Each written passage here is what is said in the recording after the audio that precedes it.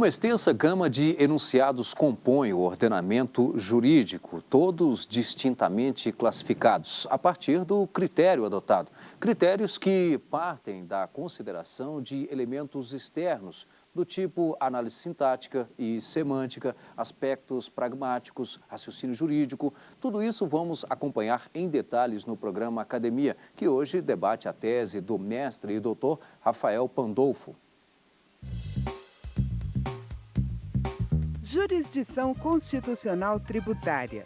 Reflexos nos processos administrativo e judicial. Tese de doutorado apresentada ao programa de pós-graduação da Faculdade de Direito da Pontifícia Universidade Católica de São Paulo, como requisito parcial para a obtenção do título de doutor em Direito Tributário. Confira também parte da bibliografia base deste trabalho e as últimas publicações de teses e dissertações que estão chegando ao mercado editorial. Bom, para debater a dissertação, convidamos o professor Valcir Gassen, pós-doutor em Direito Tributário pela Universidade de Alicante, na Espanha, e Bruno de Medeiros Arcoverde, procurador da Fazenda Nacional, com atuação exclusiva perante o Supremo Tribunal Federal, e mestrando em Direito, Estado e Constituição pela nossa UNB. Bem, quero aqui agradecê-los pela presença, por aceitar o convite da TV Justiça para participar da Academia de hoje, de forma não diferente também ao doutor Rafael, que hoje nos traz o seu trabalho para ser apresentado aqui na Academia, e o que eu lhe peço, inclusive, já que faça a apresentação, então, de sua obra. Muito obrigado. Bom, inicialmente eu quero agradecer o convite recebido para poder participar nesse programa, um programa que eu acompanho com muito entusiasmo, e também não posso deixar de manifestar a minha satisfação em participar de um programa na TV Justiça, que é um instrumento fundamental ao exercício da democracia aqui no Brasil. Bem, feitos esses apontamentos iniciais, quero agradecer bastante também a participação dos professores Valci e Bruno, e a você também, Remarque. Indo direto ao ponto, né, o trabalho ele inicia com uma descrição das relações de crédito e de indébito tributário, ou seja, crédito tributário é a relação na qual a Fazenda possui o direito subjetivo de exigir do contribuinte, né, o sujeito passivo, lato sensu, do contribuinte, a obrigação tributária, né, de um modo bem reduzido e bem simples. O indébito tributário são as mesmas partes de uma relação inversa, ou seja, o contribuinte e o seu direito de pedir de volta aquilo que eventualmente pagou ou, e aí no questionamento da relação de crédito tributário, questionar a validade de uma obrigação. Então, a obra é parte dessa análise e da descrição dos processos de formação desses direitos subjetivos, porque ao longo desse processo nós vamos ter diversas decisões proferidas pelo Supremo no âmbito do exercício da jurisdição constitucional tributária que irão influenciar, não é, esses outros órgãos julgadores, responsáveis pela formação tanto da relação de crédito como da de indébito.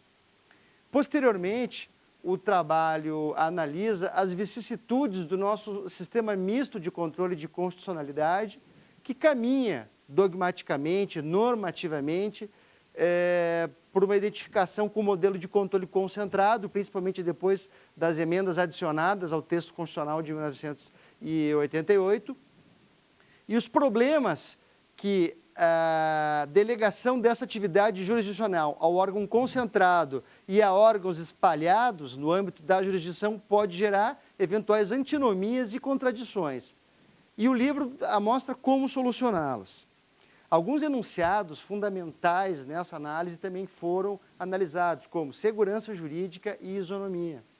E esses são pontos, para mim, muito caros, porque a relação tributária não pode ser analisada só sob a perspectiva do contribuinte com o Estado, mas do contribuinte com o Estado e do contribuinte com os demais contribuintes. Porque da mesma forma que eu tenho direito à manutenção como contribuinte de uma decisão judicial, por exemplo, transitada em julgada, os outros contribuintes também têm direito ao mercado no qual uma decisão judicial que afaste uma cobrança de um tributo não gere uma concorrência desleal. Ou seja, a análise sistêmica de todos os princípios envolvidos é fundamental para que se chegue a uma conclusão justa e que analise de um modo topográfico e por cima todo o ordenamento jurídico. Pois bem, a partir desse ponto, eu procurei identificar quando se entende que existe uma expectativa em relação ao passado. Expectativa em relação ao passado, nos seguintes termos.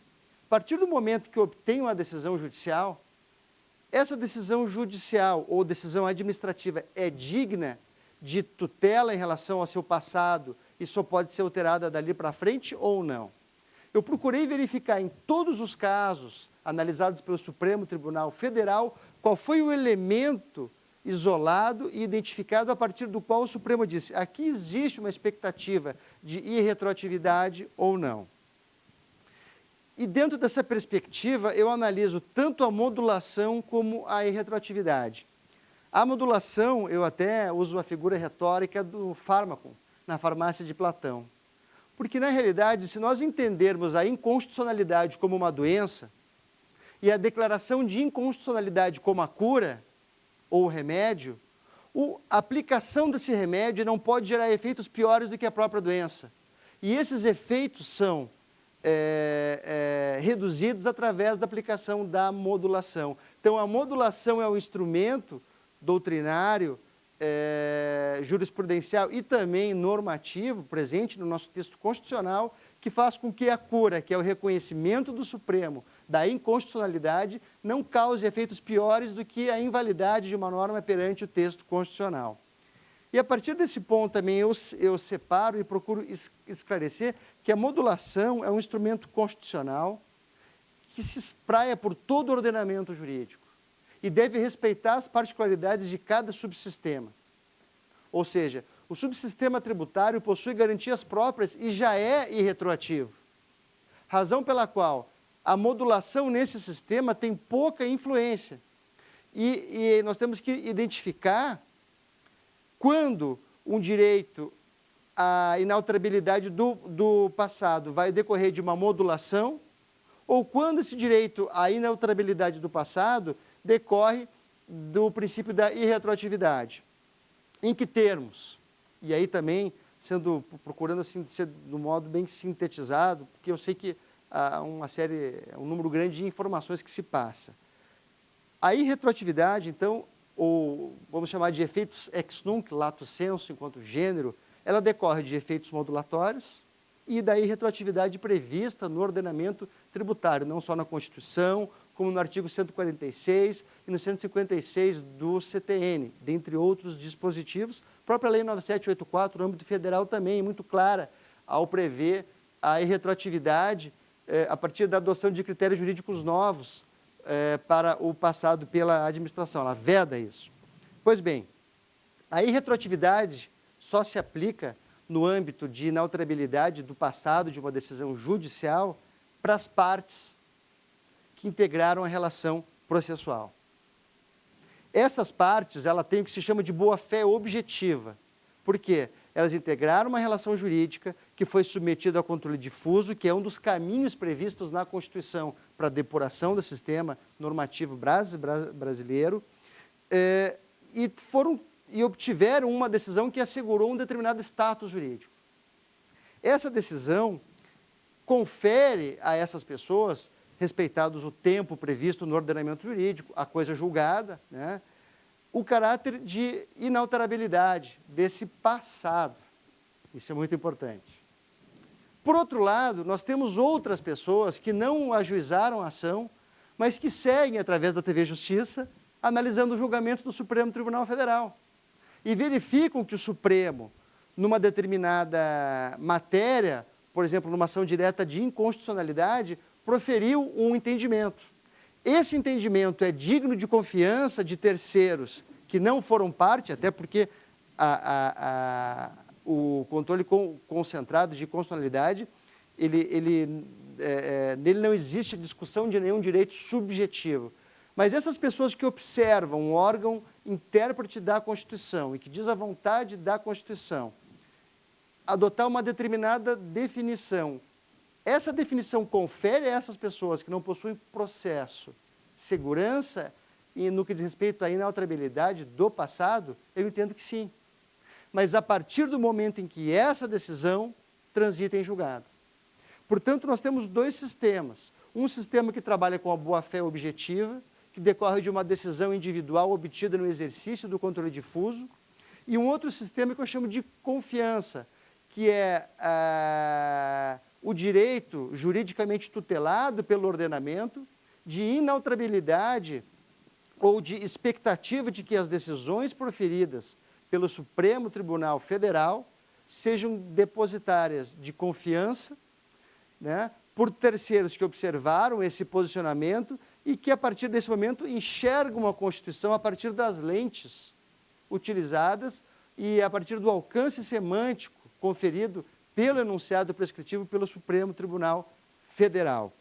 A partir desse ponto, né, e analisando esses dois caminhos, e esse é um dos tantos pontos que o livro aborda, eu procurei identificar em todos os órgãos produtores de decisão, na relação do contribuinte com o Estado, tanto a relação de crédito como a relação de indébito, a influência dessas decisões. Por exemplo, uma cautelar numa ação declaratória de constitucionalidade concedida. Quais são os reflexos dela sobre uma decisão de uma DRJ ou do CARF, órgão do qual eu tenho muito orgulho de fazer parte como conselheiro, né? Uma decisão de mérito numa ação direta de inconstitucionalidade gera quais reflexos? Tanto no órgão judicial, um juiz que vai julgar uma execução e se vê diante de uma liminar concedida numa ação declaratória de constitucionalidade. O que ele faz nesse contexto? São situações que eu chamo que são colhidas do laboratório da vida. Porque minha atividade acadêmica, ela é permeada da prática jurídica, né? Eu atuo tanto no CARF como consultor, resolvendo situações concretas que são apresentadas. E acho que o direito tem que ser um instrumento para superar esses problemas, né, e apresentar uma resposta coerente com uma lógica que se atribui ao ordenamento jurídico.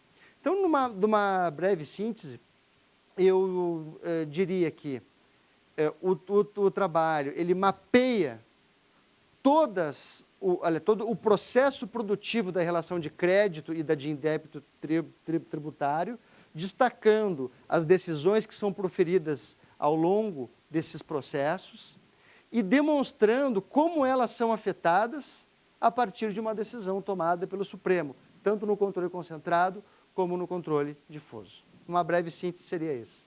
Bem, eu agradeço ao Dr. Rafael Pandolfo. Nós daqui um pouquinho vamos entrar já na fase de debates. Por hora, vamos conferir parte da bibliografia base utilizada neste trabalho. Justiça Constitucional. O contencioso constitucional português entre o modelo misto e a tentação do sistema de reenvio, de Carlos Blanco de Moraes, Coimbra, editora. Manual de Direito Constitucional, Inconstitucionalidade e Garantia da Constituição, de Jorge Miranda, editora Coimbra. Eficácia das sentenças na jurisdição constitucional, de Teori Albino Zavascki, editora Revista dos Tribunais. Vamos agora a um pequeno intervalo. Até já.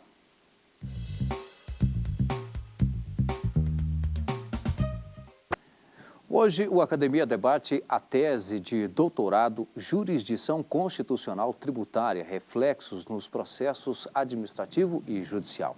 Estudo do mestre Dr. Rafael Pandolfo, apresentado na Faculdade de Direito da PUC, São Paulo. Os convidados do programa são o professor Valcir Gazen, pós-doutor em Direito Tributário pela Universidade de Alicante, na Espanha, e Bruno de Medeiros Arcoverde, procurador da Fazenda Nacional, com atuação exclusiva perante o Supremo Tribunal Federal e mestrando em Direito, Estado e Constituição pela UNB. Bem, antes aqui de iniciarmos o nosso debate, gostaria de convidar você para acompanhar e conhecer as últimas publicações de teses e dissertações que estão chegando ao mercado editorial.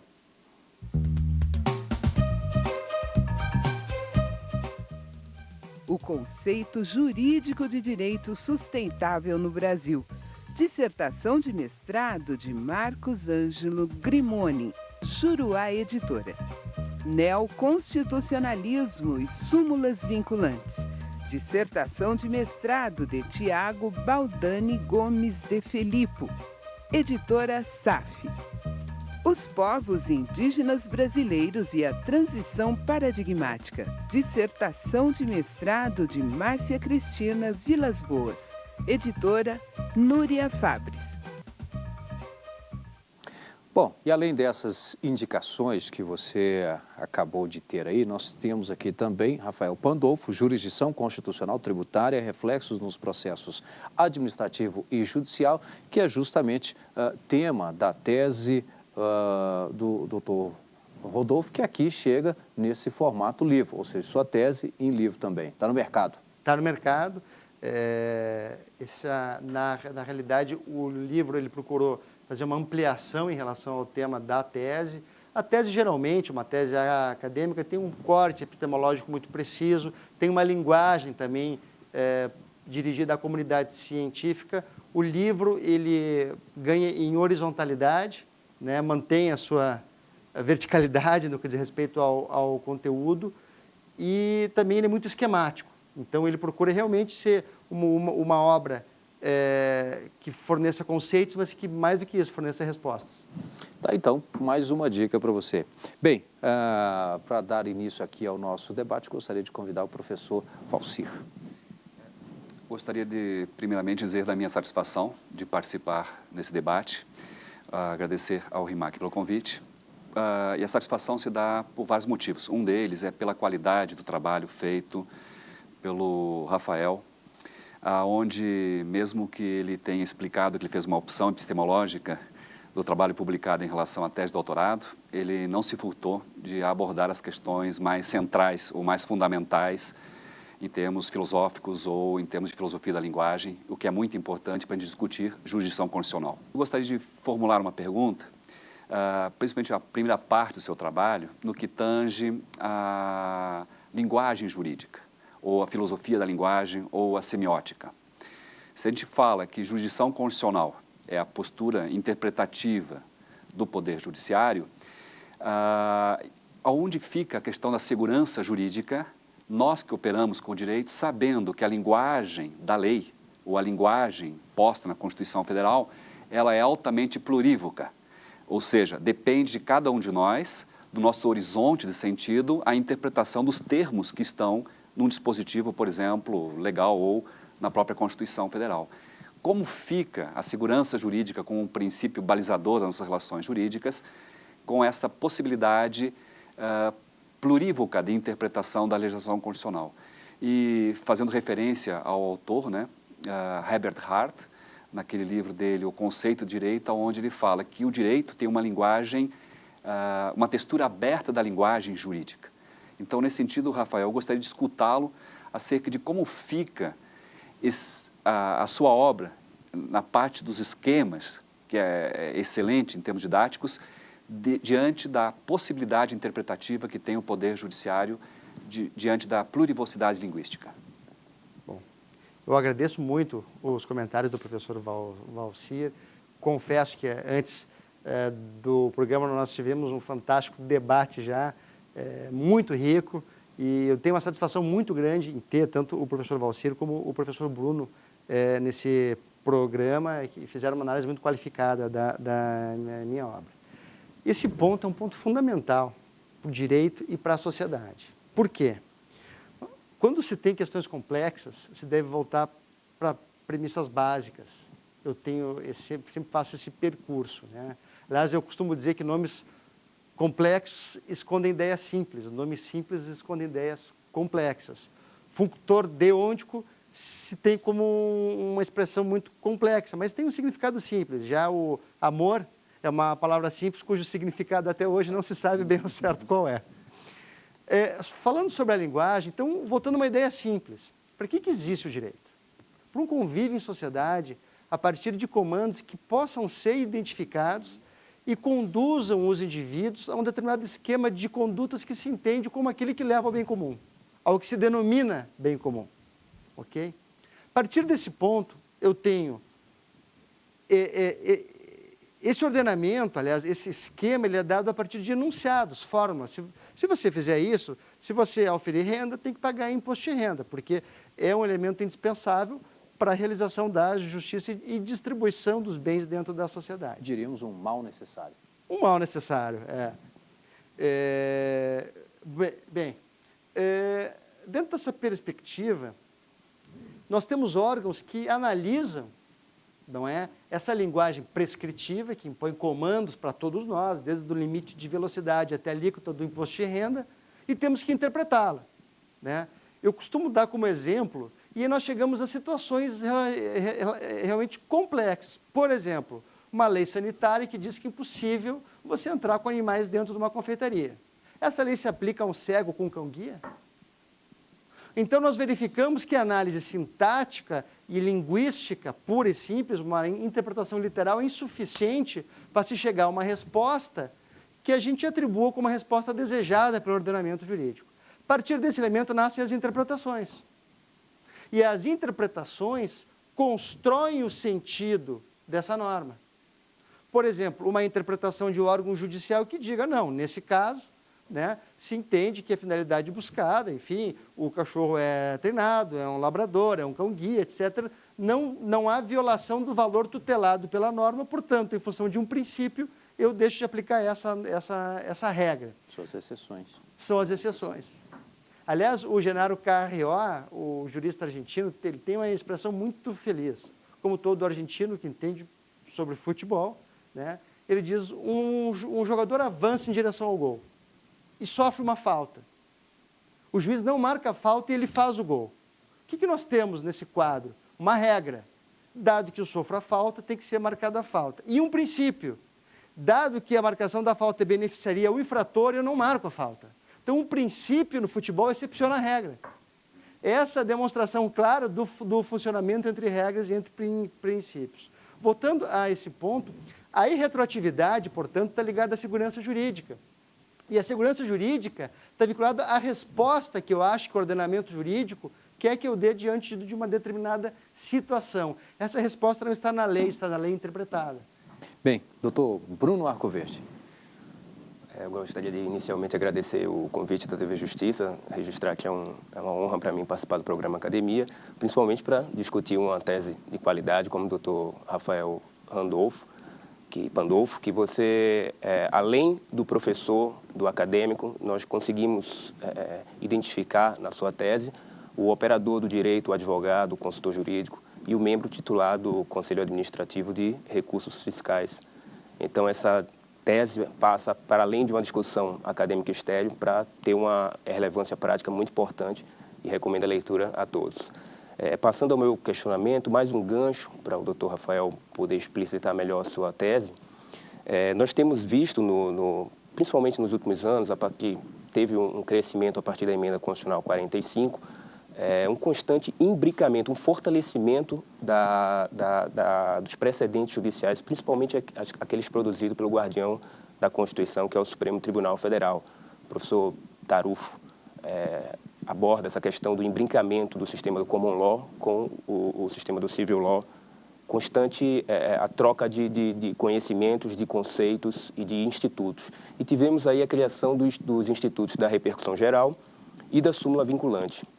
Eu gostaria que o professor Rafael Pandolfo explicasse com mais vagar qual é a relação desses novos institutos da repercussão geral e da súmula vinculante no âmbito da jurisdição constitucional tributária, quais os reflexos para o processo administrativo fiscal e para o processo judicial em que é discutido a relação jurídica tributária e se há um ganho de segurança jurídica. Qual a sua opinião em relação ao ganho, à relação com a segurança jurídica? Bom, quero agradecer a pergunta também do professor Bruno, dizer que me sinto honrado com a sua análise, né, muito arguta, da minha obra, e como a do professor Valcer também deixa lisonjeado. Isso é um ponto muito interessante, porque nós temos, primeiro, a criação da súmula vinculante. A súmula vinculante é um instrumento que aproxima muito o nosso sistema do sistema de controle concentrado de constitucionalidade, do sistema europeu. Por que isso? Porque a partir da súmula vinculante nós temos enunciados prescritivos criados pelo Supremo, cogentes que vinculam a administração pública. E aí vem o problema da interpretação também, o professor Valcir colocou com muita propriedade. Vejam que o próprio Supremo não editou quase súmulas vinculantes, notadamente sobre a matéria tributária. Por quê? O próprio Supremo tem dificuldade de chegar às conclusões a respeito do alcance das suas interpretações. Então vejam que, vamos pegar o caso da COFINS, da Lei 9.718, até hoje não há súmula vinculante. Por quê? Reina, provavelmente, uma divergência interpretativa a respeito do conteúdo do julgado e da amplitude do julgado do Supremo a respeito desse tema. E eu pergunto, como o contribuinte fica nessa situação? Se o órgão responsável pela prolação dessa decisão apresenta um grau de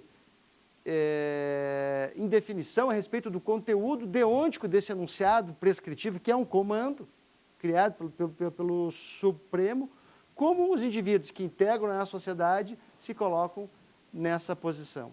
Então, eu acho que, realmente, o problema da súmula vinculante é um instrumento fantástico que ainda não está sendo utilizado. Ou seja, nós temos uma ferramenta que temos que, assim, utilizar mais.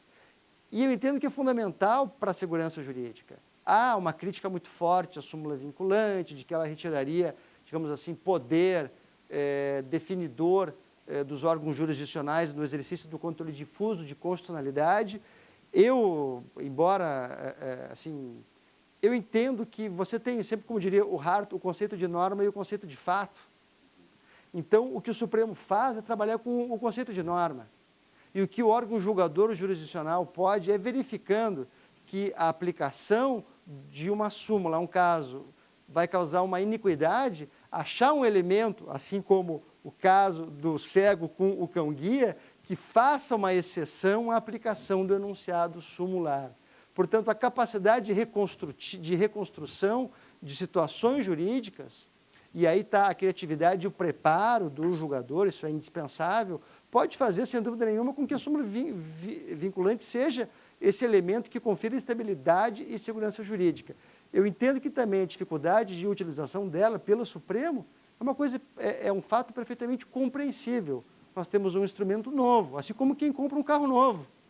Demora muito tempo até entender todos os seus mecanismos, né? Ainda mais os carros hoje em dia são cada vez mais tecnológicos. O Supremo hoje, nós temos um país com uma tradição de controle difuso, que caminhou para o controle concentrado, e temos uma ferramenta agora, que é a aproximação máxima que se chega entre esses dois modelos. Então, é de se esperar realmente, e acho também que a ausência de novas súmulas decorre da cautela que o Supremo tem e da consciência que ele tem da importância que esses enunciados terão condicionando a vida e a atividade de toda a sociedade. Bem, agradecendo aqui a participação de todos, lembro que você, inclusive, pode participar também do programa. O nosso endereço é academia@stf.jus.br. Envie para a gente o título, o currículo de seu trabalho, para que você também possa participar aqui do Academia. Obrigado e até o próximo programa.